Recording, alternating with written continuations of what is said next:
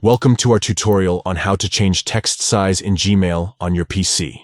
Customizing the text size in your Gmail interface can make reading and composing emails more comfortable and convenient.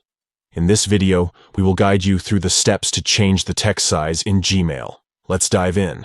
Step 1. Open Gmail on your PC. Step 2.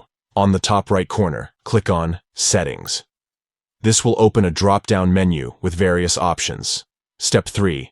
Click on See All Settings. This will take you to the Gmail settings page.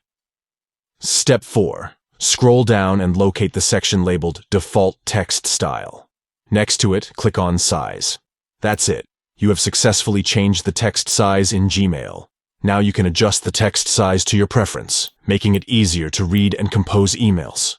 Thank you for watching our tutorial. If you found this information helpful, don't forget to give this video a thumbs up and subscribe to our channel for more useful tutorials on Gmail and other tech-related topics.